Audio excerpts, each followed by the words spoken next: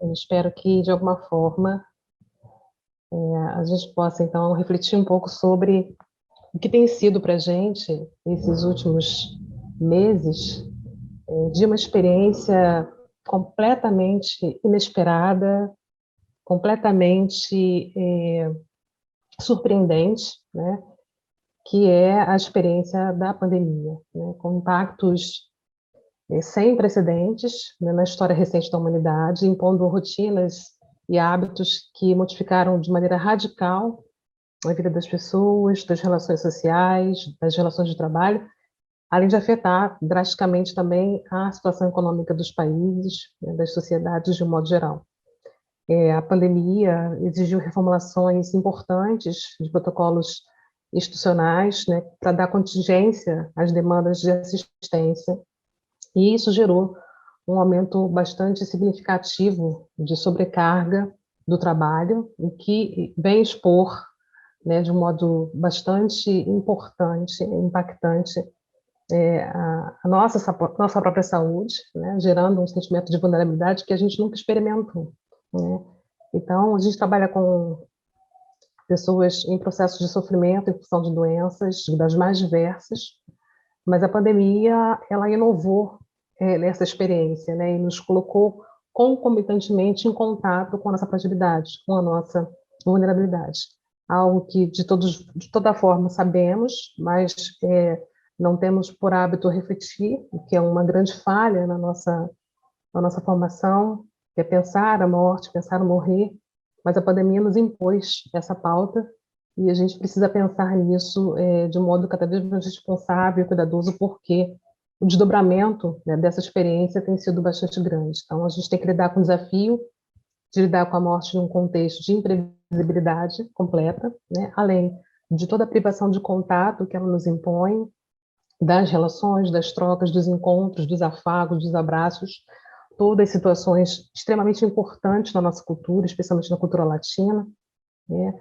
E essa restrição da proximidade física produz impactos psicológicos difíceis de serem descritos, né? Porque vão exigir da gente, além de uma compreensão da indicação, né, de seguir a recomendação sanitária, a gente também entende que isso tem efeitos danosos do ponto de vista da saúde mental, né? Então, exige de uma compreensão, de uma assimilação da realidade e também de um entendimento, né, de que as pessoas que adoecem por Covid precisam, né, nesse momento, de um ambiente de suporte repleto de empatia, de compaixão e de profissionais resilientes. Tudo que, nesse momento, de um modo geral, a gente tem tido muita dificuldade de apresentar, né, por diversas razões.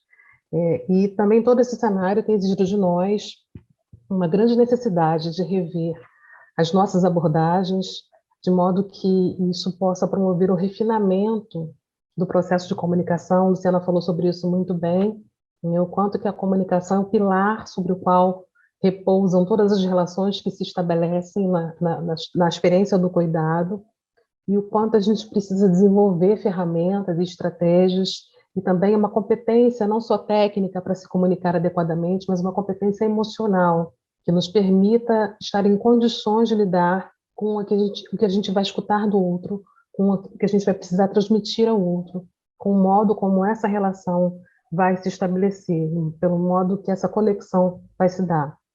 Então, a comunicação é o nosso grande elo de ligação entre profissionais, pacientes e familiares, mas devido às restrições impostas pela proximidade, pelo risco de contaminação, a gente precisou reinventar novos formatos e a gente está tendo uma demonstração clara desse momento, quando a gente está aqui se falando pela tela, né, e isso tem sido recorrente na rotina assistencial das diversas instituições hospitalares, tanto públicas quanto privadas. A gente entende que a comunicação, então, talvez seja o ponto de partida inicial para mitigar o sofrimento decorrente da pandemia, porque pode viabilizar, a partir disso, um espaço para as conversas necessárias, e muitas vezes as conversas finais, as conversas que vão selar a despedida, que vão selar esse encontro, né, e o rompimento desse vínculo que se estabelece com o desfecho para o fim da vida, né? E muitas vezes é isso que vai, de certa maneira, proteger ou minimizar o impacto, o dano trazido pela morte do paciente por Covid-19. E isso pode ser um fator de fundamental importância para a vivência do processo de luto. E o que é o luto? O luto é tudo isso que a gente tem vivido, né? Eu acho que cada vez mais a gente tem se dado conta da necessidade de compreender o que o luto representa, né? E a gente entende que o luto não se restringe à experiência de perda por morte, mas necessariamente a gente está falando de perdas para além da experiência da morte do morrer. Então, ele é uma resposta emocional, cognitiva, comportamental, social, cultural, que se naturaliza e deve ser naturalizado frente à experiência da perda, envolvendo uma gama de sentimentos, uma gama de comportamentos que variam de intensidade, de duração e que vai depender da natureza do vínculo, né, que sofre a ameaça de rompimento. A perda é uma experiência de grande desorganização, porque ela retira toda a compreensão do mundo que a gente conhece. E quando a gente perde alguém muito importante, a gente precisa lidar com um mundo completamente novo, completamente desconhecido, que é o que a gente chama de mundo presumido. Aquele mundo que, quando você acorda de manhã, você sabe exatamente como ele está, quem são as pessoas que estão com você, que moram na sua casa, quem são as pessoas com quem você trabalha, que você estabelece relações próximas. Existe uma certa previsibilidade que nos organiza da vida em sociedade. E diante da experiência de perda, essa previsibilidade vai completamente para água abaixo. Então, a gente precisa lidar com essa situação de rompimento desse mundo conhecido, que se esfacela diante da morte e causa dor, causa vazio e causa muita incerteza. E a Covid-19 se configura, então, como uma grande situação de crise, uma grave crise humanitária, né, sanitária, política, econômica, social, e que pode nos levar a vivenciar uma série de manifestações diferentes do processo de luto, né? Quando a gente fala de luto, a gente está falando de definições que se caracterizam, se especificam de acordo com os momentos em que a gente está entrando em contato com essa perda que é iminente, que é concreta e que é posterior, né? Então, a gente está falando do luto que se antecipa, do luto antecipatório. Na experiência da percepção de que aquela morte pode acontecer, existe em nós já uma resposta de tentativa de reorganização, de entendimento daquela realidade que pode se modificar com a perda quando se concretiza. Frente a uma situação de grave crise, como se configura a pandemia, isso pode nos gerar experiências de lutos traumáticos, extremamente desorganizadores, e que podem, dependendo dos fatores de risco, dos agravantes que colaboram para essa experiência do luto, evoluir para o que a gente chama de luto complicado. Então, a gente está vendo aí que, em função da própria Covid-19, as respostas de luto são afetadas por elementos muito desfavoráveis frente até à própria dinâmica assistencial, né? Primeiro porque a própria atmosfera do cuidado envolve uma grande solidão, né? Uma experiência de solidão, que é da equipe que cuida, que precisa ter todo o cuidado para se aproximar do paciente, toda uma utilização de equipamentos de proteção individual, uma distância que é segura, porque também existe essa necessidade desse cuidado aumentado de quem está ao lado, porque essa pessoa que cuida daquele paciente cuida de outros e vai para casa, né? Tem toda uma tensão que se constitui bastante significativa para essa experiência solitária do cuidado. No cuidado cotidiano do paciente, especialmente na fase aguda, os familiares não podem estar presentes, então uma impossibilidade de um cuidado compartilhado.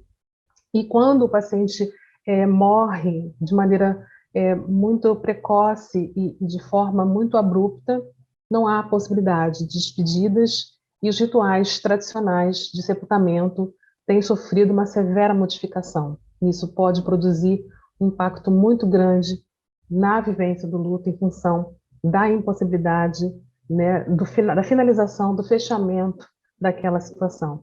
O luto ele se baseia, ele se apoia na possibilidade do contato com o outro, né? Na concretização da perda quando ela pode ser visível, quando ela pode ser você pode ser testemunha do que está acontecendo quando você consegue visualizar, né, aquela perda, quando você consegue experimentar o apoio que você recebe das pessoas. E numa situação em que os rituais de despedida sofrem profunda transformação em função dos riscos, essa vivência desse momento ritualizado, socialmente sancionado, tem sofrido modificações muito severas.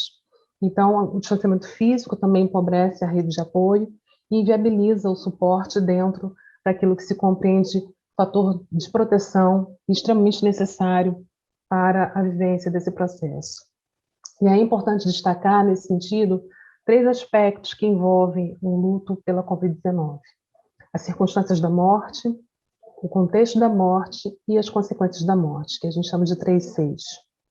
As circunstâncias, como a gente já falou, a própria imprevisibilidade, a experiência de solidão, a ausência de uma causalidade, especialmente nas mortes que são consideradas inesperadas, nas situações em que aquele paciente não tinha um perfil, né, que foi estabelecido e largamente divulgado, de pacientes de grupo de risco, pacientes mais idosos, pacientes com uma maior fragilidade, de repente aquele paciente jovem, saudável, que não tinha nenhum sinal evidente de que pudesse ter uma complicação do seu quadro, é aquele paciente que vai morrer, e isso pode gerar uma angústia inominável, né, porque as causas ficam completamente desconhecidas a partir da experiência da morte de situações como essa, né? Então, a indeterminação e a incerteza são circunstâncias que favorecem uma vivência muito mais delicada do processo de luto.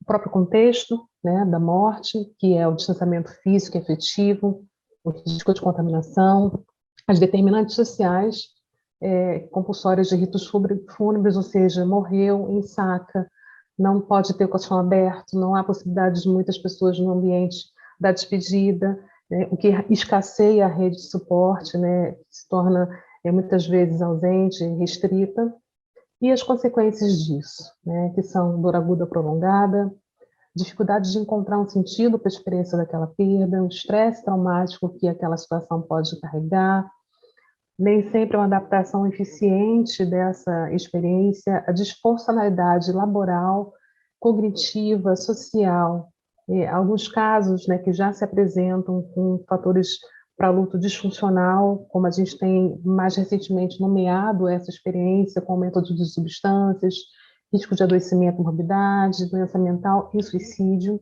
Então, a gente está caminhando aí para um cenário bastante desafiador no que se refere ao suporte ao luto nessas situações configuradas pela pandemia.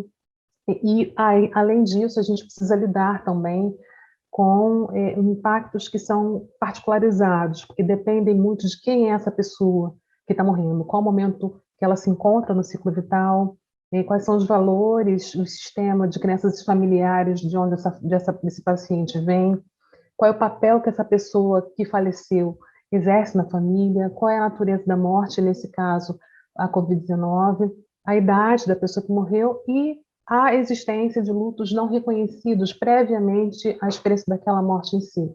Porque o luto, ele é uma resposta natural que nem sempre é naturalizada, no sentido de ser validado, né? A gente vive uma sociedade de urgências, de que o sofrimento não deve ter tanto tempo assim para se manifestar. E muitas vezes não há espaço adequado, tempo necessário para que esse luto possa se expressar.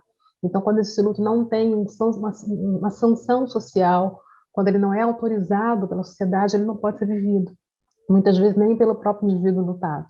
Então, esse é um fator também de risco que colabora para a disfuncionalidade do processo.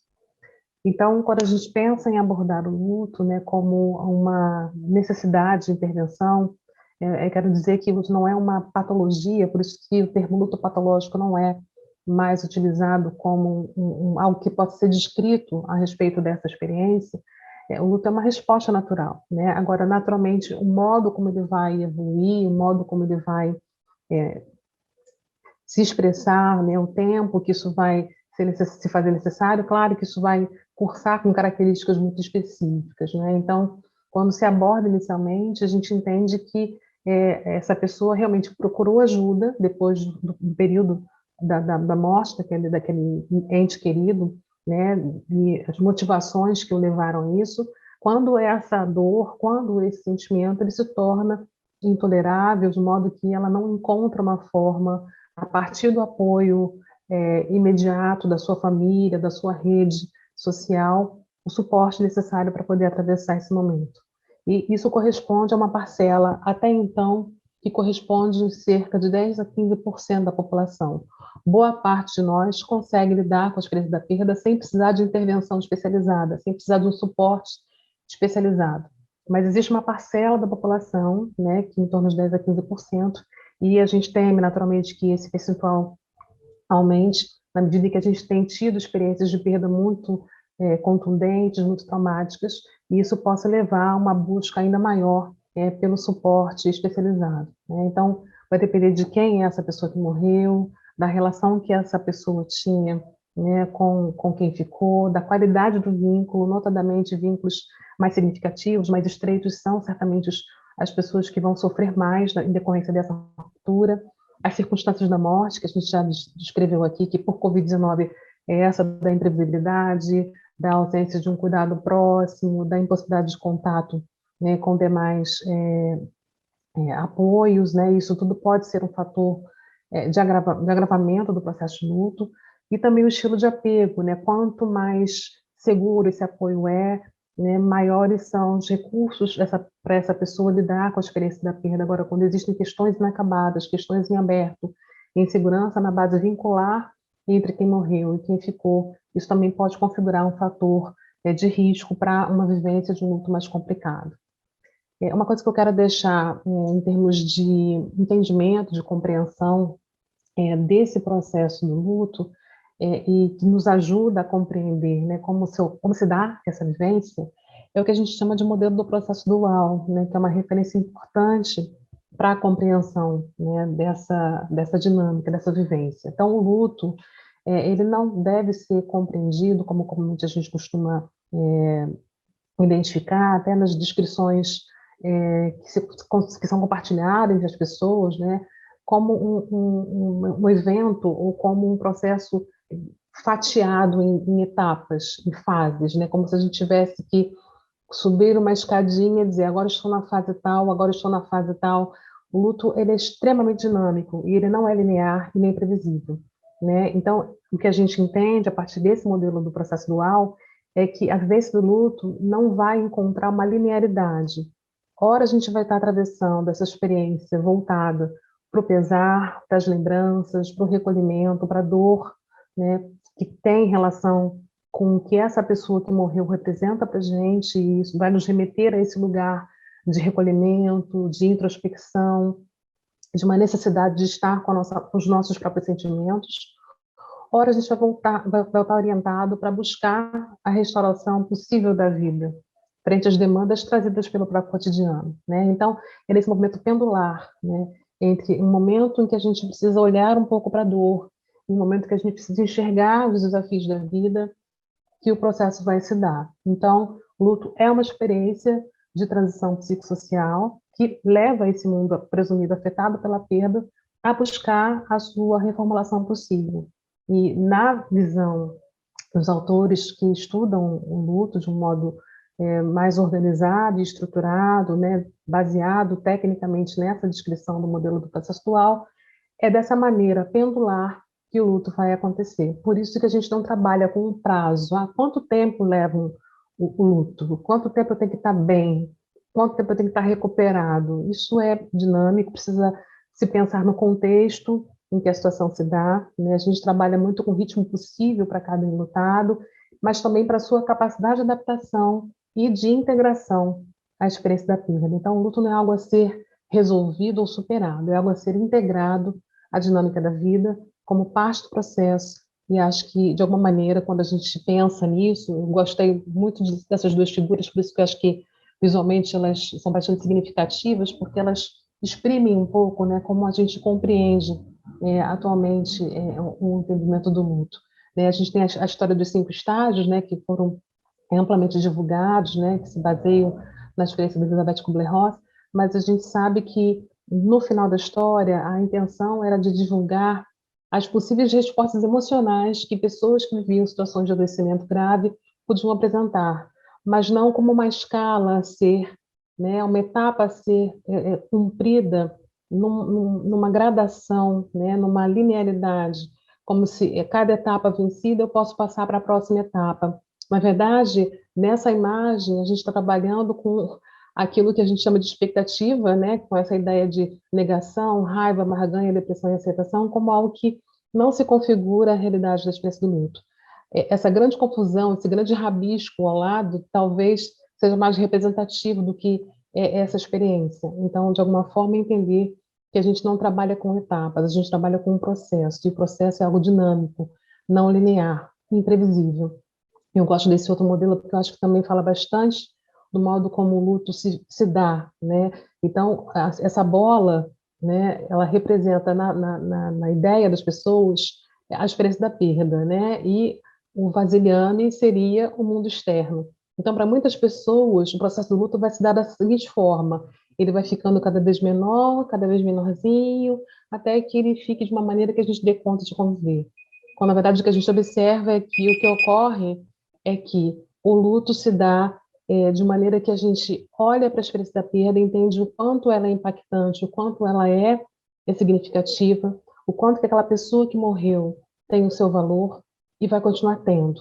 O que modifica ao nosso redor é a experiência externa, a experiência com o mundo na ausência da pessoa. Então, a perda continua tendo o seu tamanho. O que precisa ser ampliado é a experiência de contingenciamento, é a nossa capacidade de adaptação e de integração a esse novo mundo na falta dessa pessoa que se foi. Então, esse modelo de baixo, né, da bola do mesmo tamanho, com uma expansão do mundo externo, com a expansão da vida de relação, com novos caminhos e possibilidades para lidar com a experiência da perda, é que nos permite, então, atravessar o processo de elaboração. E o que a gente tem pela frente é um cenário desafiador, né, com perdas cumulativas associadas à própria pandemia, com a crise econômica se agravando, com lutos não validados por morte não Covid. Eu tenho lidado também com pessoas que estão sofrendo muito em função da impossibilidade de acompanhar os seus familiares, porque diante da Covid há uma restrição muito grande dessa presença da família nos hospitais, e às vezes a pessoa morre sem poder ter o suporte necessário, não foi por Covid, isso é uma questão também bastante impactante. Há também a experiência de múltiplas mortes em uma mesma família por Covid, são um grande fator de risco. E a gente tem a expectativa de que haja um número aterrador de mortes por Covid, a gente está vendo esse número cada vez mais crescente, e há uma conta que se faz, que existem cerca de 10 lutados para cada perda. Então, se a gente fizer uma conta rápida, a gente está aí diante de um cenário bastante desafiador em relação à vivência do luto. Então, por isso que é importante assegurar uma conexão entre familiares e pacientes no decorrer do cuidado, entendendo que isso pode ser um fator de atenuação para a vivência do luto. A tomada de decisão do cuidado compartilhado no fim da vida, isso é uma coisa importante, porque a família se sente parte do processo, né, do cuidado de alguma forma, quando ela de alguma maneira, consultada, ou quando ela tem a oportunidade de se comunicar, ou de participar, eventualmente, ainda que através de um porta-voz familiar, né, com a equipe de saúde que está prestando cuidados, é importante para poder pensar esse desfecho. E o que a gente vê é que serviços de luto podem se tornar necessários para oferta de tratamentos específicos para pessoas que desenvolvam um risco para luto complicado. Uma palavra sobre a equipe de saúde, sobre todos nós que estamos aqui hoje, que nós tenhamos espaços de descompressão para atenuação do sofrimento que também nós experimentamos. É fundamental que a gente tenha, né, um lugar que viabiliza a reflexão e a escuta sobre as nossas experiências no contato com a morte e com o morrer nesse momento. E a gente precisa realmente criar espaço de educação para o luto, de lugar de expressão, de comunicação de um dos aspectos que estão associados à experiência da perda. E no final da história, o que a gente está vivendo nesse grande momento, eu acrescentei essa imagem um pouco antes de começar a falar com vocês, porque talvez ela represente, né, o que é essa grande vivência de luto coletivo que a gente tem atravessado. E a gente tem, então, um cenário de mais de 60 mil mortes no Rio de Janeiro, mais, né, de 60 mil mortes, quase 600 mil mortes no Brasil, e se a conta estiver correta, cerca de 6 milhões de lutados no país. Então, a gente vive um grande luto coletivo e a gente precisa cuidar de alguma forma para poder se sentir auto-apoiado para se autorregular diante de um cenário ainda tão ameaçador. Eu queria terminar a minha fala com vocês com essa cena que me tocou muito na ocasião que aconteceu, de um filho que tentou se despedir da mãe e não pôde ficar ao seu lado nos seus últimos momentos, então ele escalou o prédio do hospital onde a mãe estava internada e ficou sentado no parapeito da janela, né? E me fez pensar no seu próprio ritual, o ritual que ele encontrou para se despedir da sua mãe. Da janela do lado de fora do quarto, ele a visitou por 5 dias. Da janela acompanhou aquela mulher a quem chamou de mãe por 30 anos. Da janela viu seu corpo e orou por sua alma, segundo a sua fé. Da janela viu quando ela recebeu os cuidados finais. Da janela se fez presença para que a morte não encontrasse solitária. Da janela, seus olhos marejados embaçaram a vibraça que impediu o último abraço. Da janela, testemunhou seu último suspiro e diante dela chorou. Da janela, ele disse: estive com você todos os dias, mãe. Leve contigo meu amor, sentirei ser comigo para sempre. E na janela, então, fez seu rito de despedida e, enfim, pôde vê-la partir. É disso que a gente está falando, é isso que a gente está vivendo, é isso que a gente está atravessando, mas que a gente não se esqueça de que antes que a gente seja capaz de oferecer ao outro suporte, que a gente não esqueça de encontrar uma forma de dar suporte a nós mesmos, compartilhando especialmente a experiência da perda e da dor que nos acompanha cotidianamente. Era isso que eu tinha para falar. Agradeço aí, espero que eu tenha conseguido rapidamente preencher as expectativas, né, de falar de um tema tão delicado, né, tão importante, né, tão necessário para todos nós. Obrigada.